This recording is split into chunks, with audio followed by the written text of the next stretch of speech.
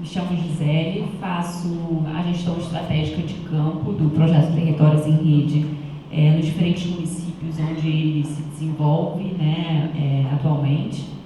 É um prazer para mim estar aqui, uma alegria muito grande, né, uma vez que eu estou nessa experiência durante esses 3 anos, pude participar inclusive do processo seletivo da equipe, me sinto muito orgulhosa de, né, ter feito parte de todo esse resultado e da constituição dessa rede tão forte que se estabeleceu aqui na Serra, visando a reinserção escolar dessas crianças e desses adolescentes. Queria evidenciar também a presença de outros colegas que estão aqui, sentadinhos, né, muito discretamente. Então tem Dalcio, tem Bianca, que sem eles a gente não teria feito, né, esse trabalho de registro, de sistematização de dados que a gente vê aqui hoje, o Felipe na gestão executiva desse projeto, e também, enfim, outras pessoas, Dani Moura na comunicação, para não deixar esquecer ninguém, a própria equipe local, né, a Elza, que fez a gestão aqui, muito próxima, a Roberta, a Thalita, a própria Elisa aqui do meu lado, e outros colegas que vieram nos prestigiar, né, que fizeram parte dessa equipe, a Sandra, a Tânia, muito obrigada por vocês estarem aqui. E, bom, fico muito feliz também de ter tido aqui na mesa anterior a presença das secretarias, né, falando sobre a importância desse processo. Eu acho que esse é o máximo do que a gente poderia ter, né, cativado ao longo desse percurso. E Fabiana está aqui também, ó, uma pessoa sem a qual a gente absolutamente, de forma alguma, teria feito esse trabalho. Acho que cada um aqui se sente um pouco parte desse resultado, dessas mais de 3.000 crianças e adolescentes localizados, mas eu acho que a Fabiana deve ter olhado para muitos desses casos individualmente ali, no esforço dela de estar realmente ali a partir do trabalho na secretaria, fazendo a reinserção escolar dessas crianças e desses adolescentes. Eu queria muito agradecê-la por isso. Bom, uma frente importante, né, desse trabalho que a gente tem no Territórios em Rede esse desenho, né, do Comitê Gestor Intersetorial. Então, a gente não tem só essa frente, né, de buscativa, de atendimento direto dos casos, mas a gente tem como um fator central na nossa metodologia a questão da intersetorialidade, né? Ela vem sendo pautada aqui pelos diferentes participantes dessas mesas, e ela é fundamental, uma vez que o acesso à educação, obviamente, ele perpassa e necessita do acesso a outros direitos, né? Ele não se estabelece se também o direito à assistência social e à saúde não estiverem estabelecidos, entre outros direitos. E isso, claro que a equipe de campo costura nos territórios de forma muito objetiva, a partir das relações que vai se estabelecendo com os equipamentos locais, no sentido de apresentar respostas às demandas que essas famílias apresentam, mas a gente precisa que a intersetorialidade também ela seja estabelecida a partir de uma cultura, né? Claro que cada profissional, a partir do seu equipamento, né, não dá para contar com a boa vontade individual desse profissional para então falar assim, agora eu vou passar a fazer reuniões ali com a minha colega da saúde porque quero trocar com ela, né, sobre as questões que a gente trabalha. A gente precisa, de fato, institucionalizar um espaço e um tempo onde essa intersetorialidade ela possa ser estabelecida, né, de maneira formal, né, que isso seja parte das políticas públicas. Então, essa é uma das propostas que vem aí no escopo de atuação do Territórios em Rede, dessa metodologia, que é esse Comitê Gestor Intersetorial, que vai fazer com que, de alguma maneira, a gente transporte essas demandas individuais dessas famílias para um outro nível de discussão, uma discussão mais complexa a partir do olhar das políticas públicas, né? Então, quando a gente encontra muitas crianças fora da escola em função das razões apontadas pela Júlia, seja questões relacionadas à violência, à saúde, o que isso quer dizer para as políticas públicas, né? Como é que a gente conjuntamente aqui no município, aqui na Serra, pode pensar, discutir sobre essas questões e a elas dar uma solução que seja de uma forma mais estrutural, né? Que a gente saia desse lugar de só dar respostas individuais para os casos.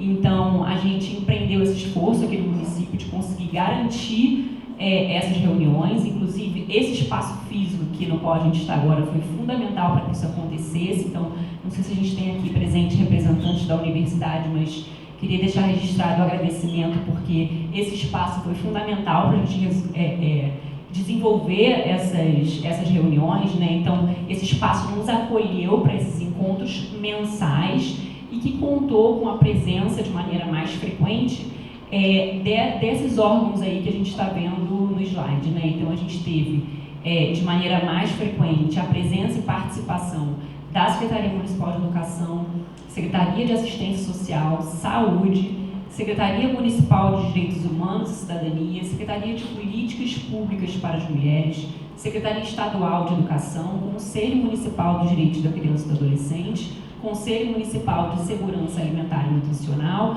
mais recentemente os Centros de Referência da Juventude e também os Conselhos Tutelares. A gente teve, ao longo desses 3 anos, diversas pautas trabalhadas por esse comitê a partir das questões que a gente ia trazendo, a partir daquilo que os seus integrantes entendiam que era importante para se debater, né, e solucionar questões relativas à exclusão escolar. Então, a gente tratou com alguma frequência sobre as próprias iniciativas desenvolvidas pelos órgãos, entendendo que isso é uma premissa para a gente conseguir estabelecer uma prática intersetorial, né, que é que cada órgão conheça o que o outro desenvolve, né? Então, a gente só vai conseguir estabelecer trocas e parcerias se a gente entende o trabalho do outro, né? E muitas vezes a gente acha que sabe, mas na prática, às vezes, a gente desconhece aquele programa, aquela ação específica que pode atuar em diálogo com a nossa iniciativa. A gente pôde, por meio dessas reuniões, monitorar esses dados da exclusão escolar. Então, a nossa equipe levava frequentemente os resultados para que isso nutrisse as discussões ali estabelecidas. Então, olhando para o perfil, olhando para os locais onde a gente tinha maior incidência dos casos de exclusão escolar. Então, como é que a gente pode, talvez, gerir vagas em função disso? Então, isso foi também matéria importante de discussão. A gente fez discussão de casos emblemáticos, né, complexos, difíceis, nesse fórum. A gente discutiu sobre essa questão da disponibilidade versus demandas por vagas nas escolas, em alguns territórios. Discutimos a respeito da metodologia do Programa Buscativo Escolar, do Unicef e Undime, entre outros temas como a cobertura vacinal, a formação de agentes públicos no município, oferta de material escolar, calendário de matrículas, a própria violência nas escolas, foi um tema também sobre o qual a gente se debruçou, a educação especial, segurança alimentar, entre outros temas. O comitê também, né, se engajou, né, em algumas ações específicas, ou algumas ações específicas foram desenvolvidas a partir desses encontros, como a possibilidade da gente apresentar o projeto no Conselho Municipal de Direitos da Criança e do Adolescente, levando o debate para essa rede mais formal do município, que passou então a pensar estratégias de institucionalização da metodologia usando fundos municipais. Então, essa foi uma semente que a gente plantou ali para que esse grupo pudesse então se empoderar dessa metodologia e verificar formas, né, através das quais o município pudesse dar continuidade, né, a essa metodologia. A gente teve a formação para os agentes de integração dos CRJs, então a gente teve a oportunidade de transmitir a nossa metodologia para eles. A gente fez, em parceria com a Secretaria de Políticas para as Mulheres, ações de enfrentamento da pobreza menstrual, que é um fator também que se relaciona de maneira muito direta com a questão da exclusão escolar. A gente teve como um dos resultados, né, a partir das discussões e contribuições dos presentes, do Guia de Serviços da Serra, que é um material que consta aí na bolsinha de vocês, e entre outros desdobramentos tivemos a formação, né, dos agentes públicos do município, formação sobre o buscativo escolar também, a apresentação de propostas de enfrentamento da exclusão escolar pela Secretaria Estadual de Educação. Estou correndo porque estão me constrangendo aqui com plaquinhas. Bom, e aí a gente viu várias fotos aqui, né, da nossa equipe, mas vamos deixar uma estática aqui em homenagem a esse grupo de pessoas que fizeram esse trabalho acontecer. Essa foto é bem no iniciozinho do trabalho, mas fica aí como registro dessa memória. Vou passar a palavra para Elisa, que foi articuladora dessa equipe durante a maior parte do tempo. Hoje ela atua como supervisora, e a Elisa vai poder compartilhar um pouco da vivência dela, né, da visão, da experiência dela nesse projeto. Obrigada, Elisa. Obrigada.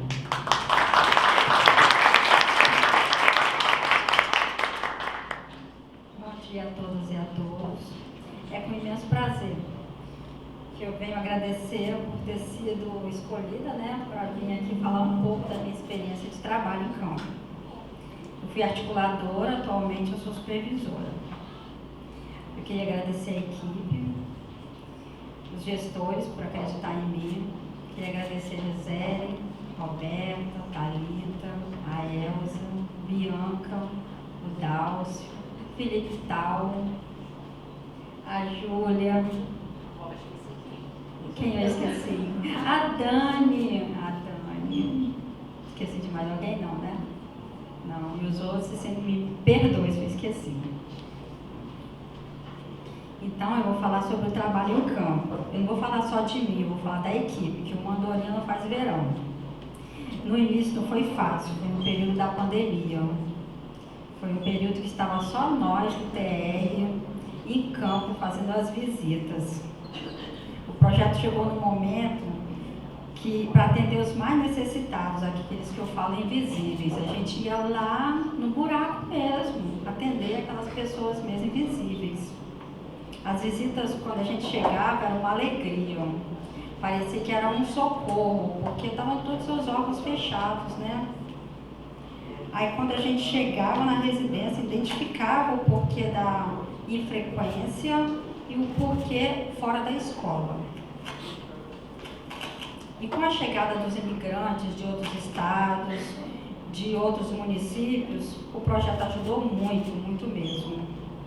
Na questão da busca de vaga, nas questões relacionadas à saúde, CRAS, Conselho Tutelar, Defensoria Pública, entre outros. Os articuladores levavam as demandas para as redes e nas visitas de acompanhamento, eles levavam a solução. E as famílias ficavam muito gratificadas com isso. Na saúde, eram assim, questões mínimas relacionadas ao agendamento de vacina, porque muitos não tinham acesso às redes sociais, não tinham até nem um celular para a gente fazer o agendamento de vacina. Na educação, sobre matrícula, rematrícula, as tarefas que eram online. Muitas vezes eu, com um aparelho celular do projeto, eu emprestava para os adolescentes ter acesso a alguma pesquisa. Está passando assim um filme na minha cabeça de tudo que aconteceu, né? Muitas famílias não tinham aparelho celular, né? Aí acessavam as atividades online. Os CRAS também, para fazer o agendamento do CAD único, atualização. A gente também ajudava com o celular do projeto. Conselho Tutelar, em muitos casos, não era negligência familiar, era apenas orientar a família. A Defensoria Pública. Nós tivemos um articulador que identificou uma criança de 9 anos que nunca tinha ido para a escola porque não tinha certidão de nascimento. E conseguiu a certidão de nascimento, conseguiu ser inserido na escola. Quero aqui também agradecer o apoio emergencial, que levou para as residências vestuário, material escolar, levou fralda descartável para mães adolescentes, medicamentos, entre outros. A cesta de alimentos, o apoio emergencial foi muito importante. Eu vou relatar um caso que eu vivenciei. Foi no período do lockdown, nós da equipe estávamos fazendo trabalho remoto.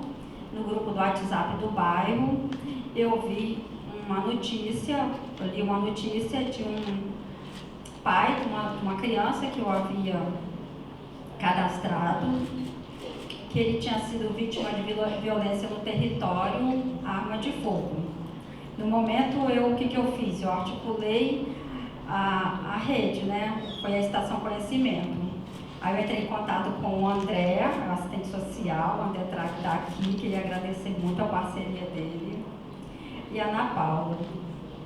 Pedi para ele me ajudar nessa questão, porque a mãe estava puerpério de 2 semanas e mais 4 filhos.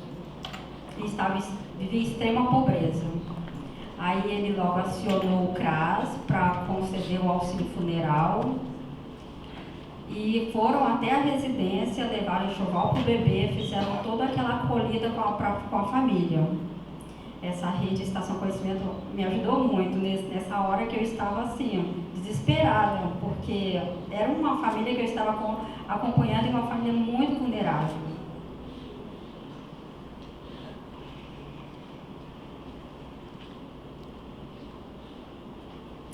Quero agradecer também aos assistentes sociais. Já agradeci, André. Hoje eu sou referência dessa família. Até hoje eu levo recados para o André. Eles me encontram, levo um recado para o André e falo, André, a família tal deu um recado assim.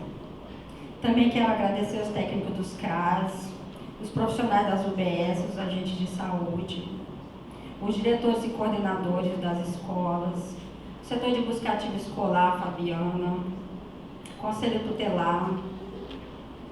Se eu esqueci de alguém, me perdoe. Sintam-se agradecidos. Porque se não fosse esse trabalho em rede, esse trabalho não seria tão bonito. Por fim, hoje é o seminário de encerramento desse projeto. Eu deixo um legado. Sou grata por fazer parte dessa história. Obrigada.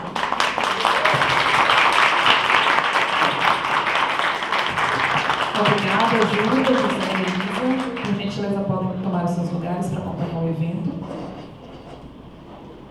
Enquanto elas retornam, gostaria de lembrar que ao final do evento, vocês podem retirar o certificado no mesmo local onde vocês fizeram o credenciamento.